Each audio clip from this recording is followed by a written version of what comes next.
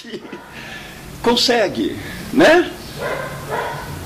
Falar, olha, você que está com a chave número 1, você que está com a chave número 2, você que sabe a sequência do segredo, eu quero que vocês abram às tantas horas do dia tal. E isto, um passe de mágica, acontece.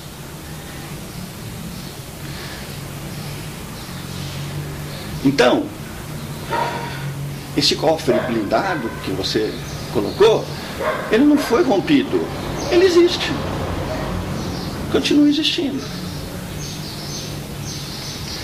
Todo esse trabalho de criar o estatuto da fundação e amarrar aqui, amarrar ali, fechar e ter a ilusão de que tínhamos construído uma entidade isenta, isso não acontece no mundo de César, né?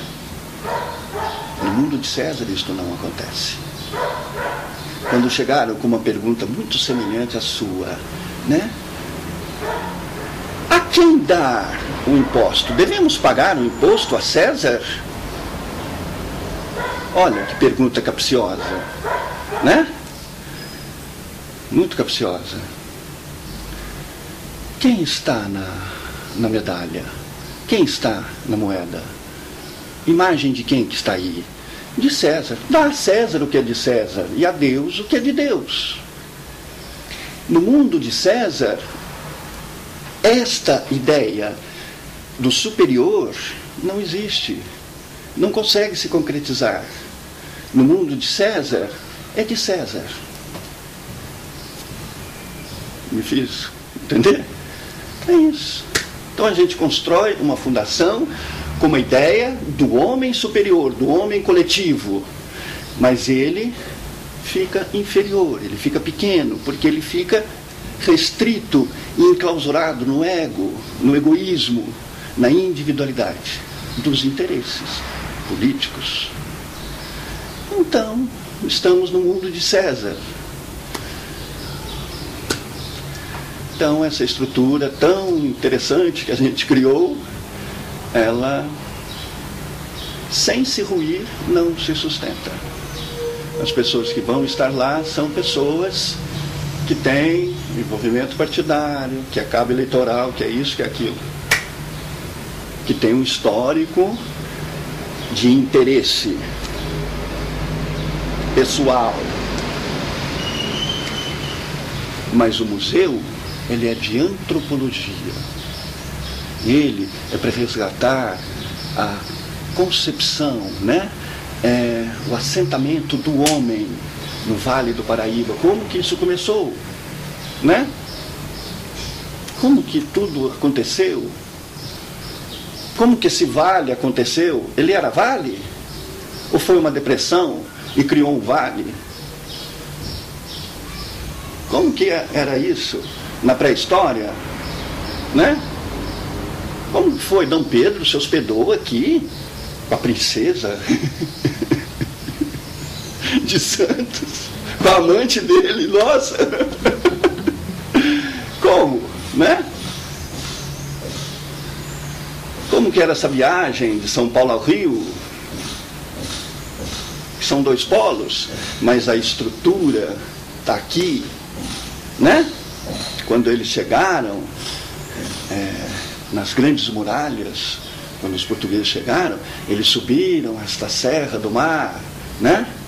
Chegaram em Taabaté, né? A grande aldeia, a aldeia que concentra todas as aldeias, por isso que se chama Taubaté, não é? Dali, uau, chegaram em Minas, Caminho do Ouro. Que história é essa? Esse é o museu, para contar a nossa origem. Como que hoje os políticos do Vale do Paraíba têm uma estruturação de pensamento. Teve toda uma raiz. Teve ciclos econômicos. Hoje estamos num outro. O que diferencia Jacareí de São José? Esse é o propósito do museu, né? antropológico, de ver e contextualizar o homem do Vale do Paraíba, para termos uma reflexão de hoje e para termos um direcionamento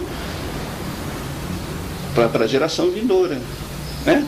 O que podemos contribuir para esse desenvolvimento? Essa é a ideia. Mas não sei. Ok. Ayrton, te agradeço muito da sua ótima vontade em me auxiliar nesse processo de levantamento de dados, de pesquisa histórica sobre o Museu da Antropologia. E você quer acrescentar mais alguma coisa que tiver em mente que seja muito importante? Eu quero dizer assim para você que eu busquei na minha lembrança, na minha memória, te trazer a verdade. Mas com isso eu espero não ter desanimado você, porque é tão interessante a gente ver essa disposição sua de resgatar esse trabalho, de fazer esse trabalho, né?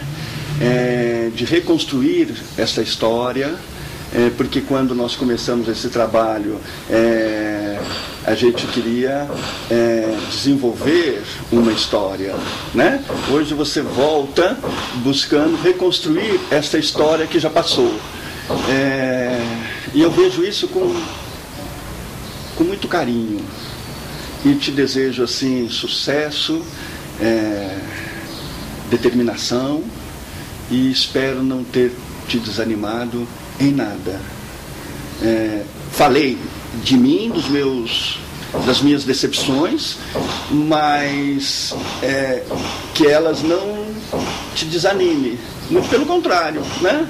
Que as minhas decepções possam te livrar dos encalços. Parabéns pelo seu trabalho, gostei de te conhecer. Obrigada.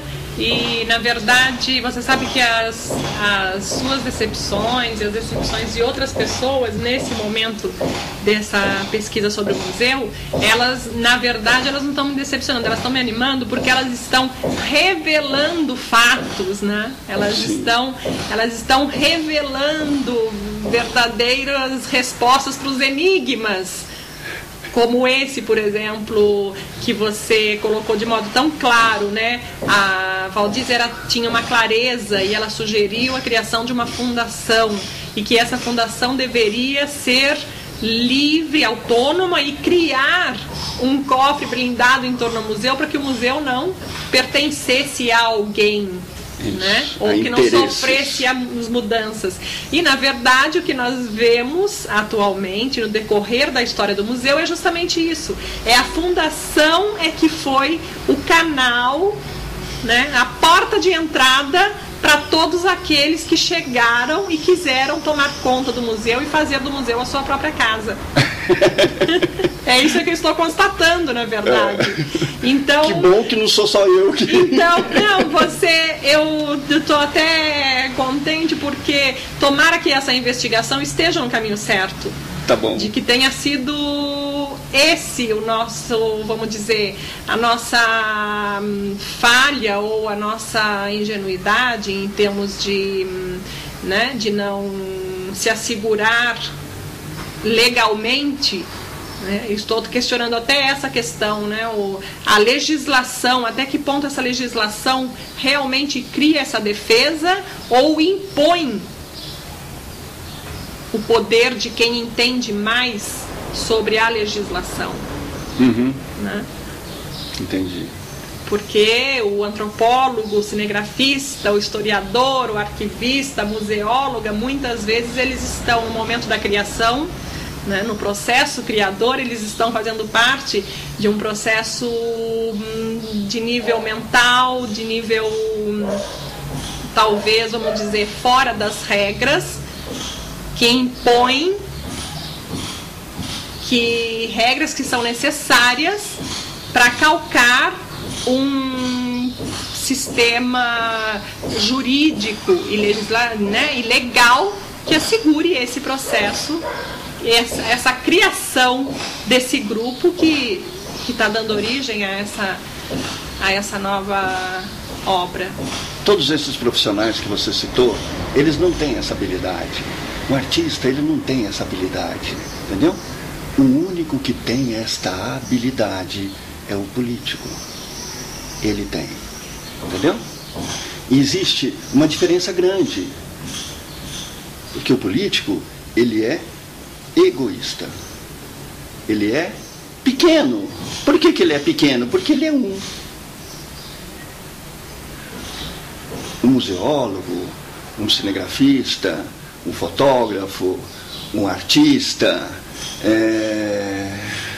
ele é coletivo. Ele não é um, ele não é pequeno, ele é coletivo, ele é grande. Ele não tem essa habilidade. O individual tem. O individual, ele é ego. Muito obrigada. Parabéns, sucesso. Obrigada. O seu trabalho é um doutorado? Não, é um TCC, um trabalho de conclusão de curso de graduação na Univap, um curso de História. Nossa! TCC, eu acho que isso vai virar um doutorado. É um TCC. Legal. Muito obrigada, Ayrton.